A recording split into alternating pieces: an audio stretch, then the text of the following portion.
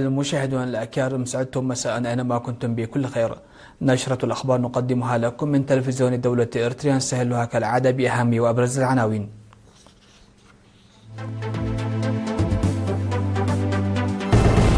تنظيم برامج احتفالية بحلول الذكرى السادسة والثلاثين لعملية فنقل التاريخية. تشييد مدرسة ابتدائية جديدة في منطقة عدار عداب بالإقليم الأوسط. الدراج الأولمبي بنيام قرما يفوز بقميص على نقاط رياضية.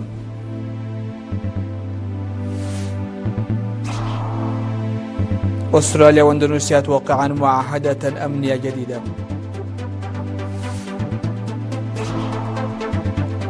الأرجنتين توقع اتفاقية تجارية مع الولايات المتحدة.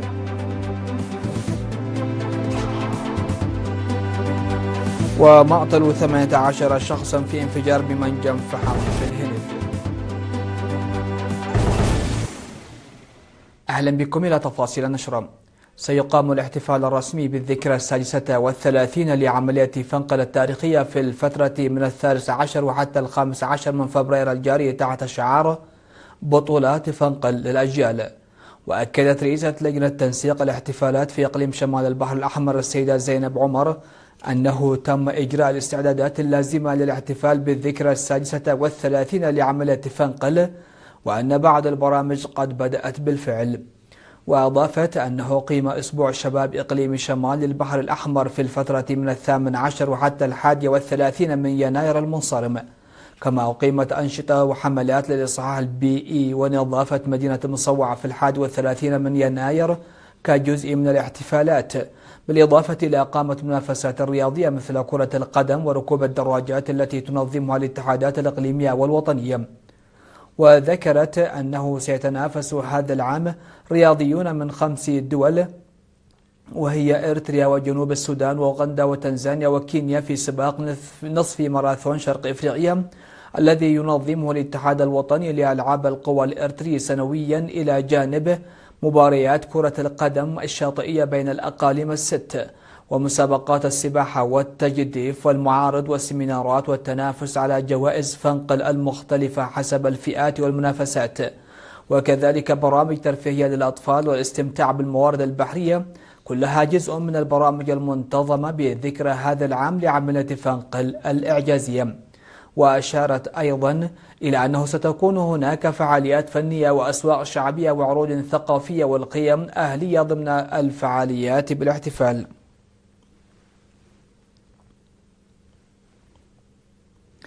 قام سكان ضاحية عدار عداد التابعة لمديرية قلنفح بالإقليم الأوسط بتنسيق أموالهم وجهودهم للقيام بمبادرة بناء مبنى يتكون من 7 غرف لحل مشكلة بعد المسافة المدرسية الابتدائية التي أدت إلى خلق متاعب لأطفالهم.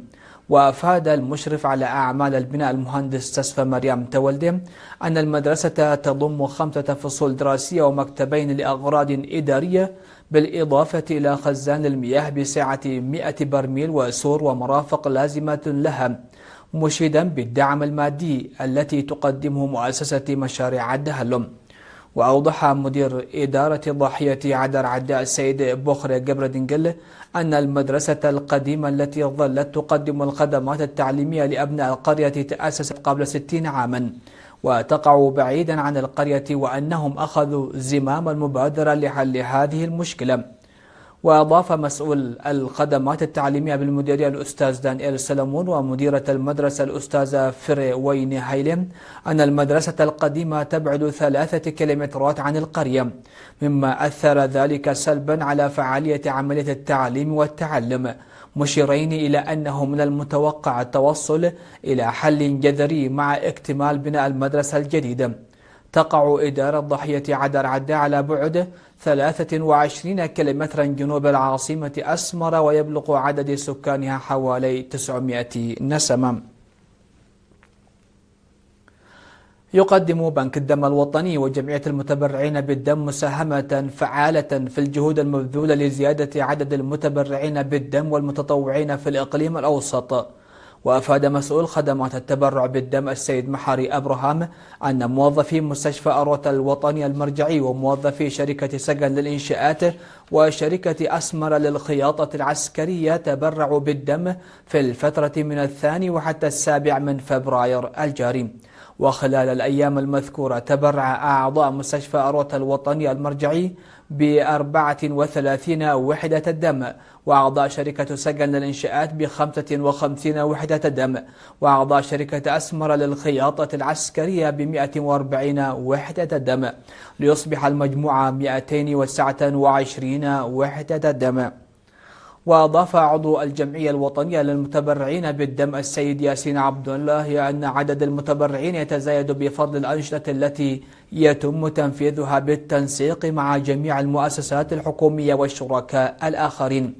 وذكر مسؤول قسم المنتجات في شركة أسمر للخياطة العسكرية العقيد بايو زمنفسة أن الشركة تعمل على التبرع الدوري للمساهمة في تحقيق أهداف بنك الدم الوطني وجمعية المتبرعين بالدم.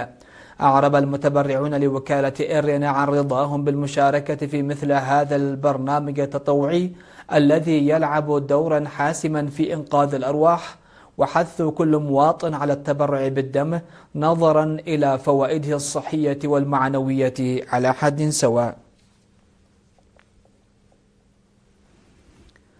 قام فرع جمعية الصمة الوطنية بإقليم جنوب البحر الأحمر بتخريج 46 موظفا من مختلف المؤسسات في عصب في 6 من فبراير بعد 3 أشهر من التدريب على لغة الإشارة. وأوضح مسؤول فرع العمل والرعاية الاجتماعية بإقليم جنوب البحر الأحمر السيد يوسف السهيم أوضح أن الهدف من التدريب هو تسهيل مشكلة التواصل بين مقدمي الخدمات للصم وإنشاء منصة لهم لتلقي خدمات شاملة خاصة في المؤسسات الحكومية.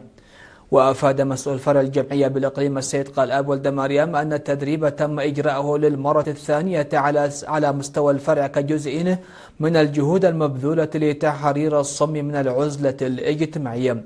وذكر رئيس جمعية الصمة الوطنية السيد ولد ميكائيل سئلم أن الجمعية تشمل 4000 عضو منذ تأسيسها، ومع ذلك حث أولياء الأمور والمجتمع على القيام بدور رائد، حيث أن هناك من لم يتم تنظيمه ولم يحصل على الرعاية والخدمات التي تقدمها الجمعية. يذكر أنه تم تقديم تدريب مماثل ل50 مواطنا في إقليم جنوب البحر الأحمر العام الماضي. فاز الدراج الأولمبي الإريتري بنيام قرماي المحترف بصفوف نادي NSN السويسري فاز بقميص النقاط في سباق فولتا كوميونيتازي دي فالنسيانا في نسخته 77 الذي اختتم الليلة الماضية. أنهى الدراج بنيام سباقه الأول في المرحلة الأولى من السباق المكون من 5 مراحل، محرزا المركز الأول برصيد 37 نقطة، مما أهله للتصدر بجمعه لأعلى النقاط والحصول على القميص البرتقالي. كان الفائز الأول في السباق هو الدراج ريمكو إيفن باول متسابق فريق ريد بول بورا البلجيكي الذي انتزع القميص الأصفر من بنيام في المرحلة الأولى. وفي غضون ذلك تميز الدراجون الإريتريون في المرحلة الثانية من طواف عمان الذي يضم 5 مراحل اليوم، الذي شهدت أداء متميزا للدراجين الإريتريين. احتل الدراج هينوك مولوبرهام من فريق أستانا المركز الثاني، ونتنائيل تسفاسيون من فريق موفيز ستار المركز السادس، ومرهو قدوس الأولمبي من يورغوس المركز السادس والثلاثين في المرحلة التي بلغ طولها 191.4 كيلومترا. مشاهدينا فاصل قصير من ثم نعود لنتابع الأخبار على الصعيد العالمي.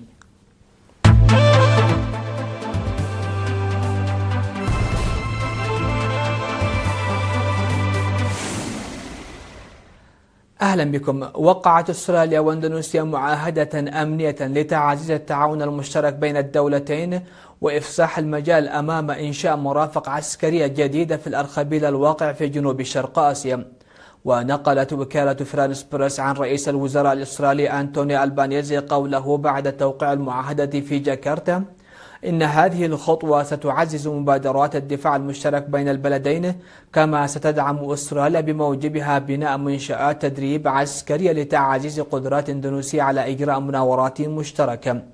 من جانبه قال الرئيس الأندونيسي برابو سوبيانتو أن المعاهدة الجديدة تشكل التزاما راسخا بمبدأ حسن الجوار وسياسة إندونيسيا الخارجية الحرة والفعالة، كما تمثل إحدى الركائز المهمة للاستقرار والتعاون في منطقتنا. وتستند المعاهدة إلى اتفاقية دفاع ثنائية تم توقيعها عام 2024، وتنص على إقامة تعاون وثيق بين الدولتين لمواجهة التهديدات في المنطقة.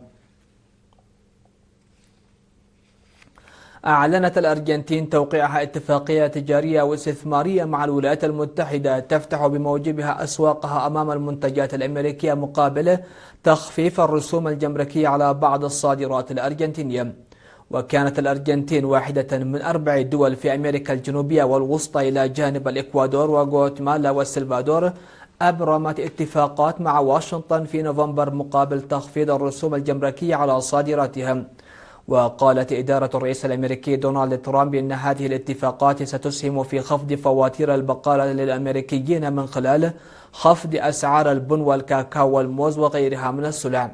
كما ينظر إلى هذه الاتفاقات على أنها مكافأة لأكثر حلفاء ترامب ولاء في الدول المجاورة للولايات المتحدة، وبينهم الرئيس الأرجنتيني خافير ميلي. أعلنت السلطات الهندية مقتل ما لا يقل عن 18 شخصا وإصابة 8 آخرين جراء انفجار وقع في منجم للفحم في منطقة جايانتا هيلز شمال شرق البلاد، مشيرة إلى أن الشرطة باشرت عمليات البحث والإنقاذ في موقع الحادث. وقال مسؤول محلي إن هناك احتمالا لوجود عدد من العمال ما زالوا عالقين تحت الأنقاض، موضحا أن العمال كانوا يعملون في استخراج الفحم ومعادن أخرى بشكل غير قانوني في الموقع. من جانبه أعرب رئيس الوزراء الهندي ناريندرا مودي عن تعازيه لأسر الضحايا، معلنا أن الحكومة ستدفع تعويضا قدره نحو 20,000 دولار لكل أسرة من أسر القتلى. افتتحت كندا وفرنسا قنصلتين في نوك عاصمة إقليم غرينلاند الدنماركية المتمتع بحكم ذاتي بهدف دعم الحكومة المحلية في وقت تعارضان فيه مساعي الرئيس الأمريكي دونالد ترامب للسيطرة على الجزيرة الاستراتيجية في القطب الشمالي. وقالت وزيرة الخارجية الكندية آنيت أناند خلال مراسم رفع العلم الكندي أمام مبنى القنصلية، قالت إن افتتاح البعثة يمثل يوما مهما للغاية لكندا، ويعكس التزامها بتعزيز حضورها الدبلوماسي وتعاونها مع غرينلاند. وبالتزامن باشر القنصل العام الفرنسي جان نويل بواريه مهامه في نوك، حيث التقى رئيس وزراء غرينلاند يانسي فريدريك نيلسون، مؤكدا أن البعد السياسي لافتتاح هذا المنصب حقيقي وواضح، في إشارة إلى التطورات المرتبطة بغرينلاند خلال الأشهر الماضية. وتأتي الخطوة في ظل تشديد ترامب منذ بدء ولايته الرئاسية الثانية العام الماضي على ما وصفه بالضرورة الأمنية لسيطرة واشنطن على غرينلاند الغنية بالمعادن والواقعة في موقع استراتيجي بالغ الحساسية.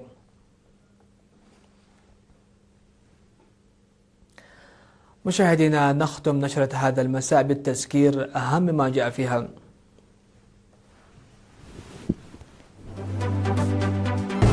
تنظيم برامج بحلول الذكرى 36 لعملية فنقل التاريخية. تشييد مدرسة ابتدائية جديدة في منطقة عدار عداب بالإقليم الأوسط. الدراج الأولمبي بنيام قرماي يفوز بقميص أعلى النقاط الرياضية.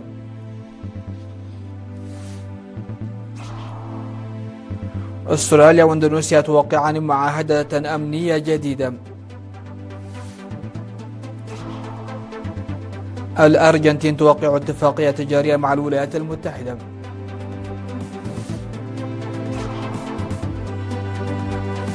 ومقتل 18 شخصا في انفجار بمنجم فحم في الهند. هكذا سادتي سيداتي نكون قد وصلنا وإياكم إلى نهاية نشرتنا لهذه الفترة المسائية. هذه تحياتي وتحيات الفريق العامل، شكرا لحسن الإسماع والمتابعة، ودمتم في أمان الله.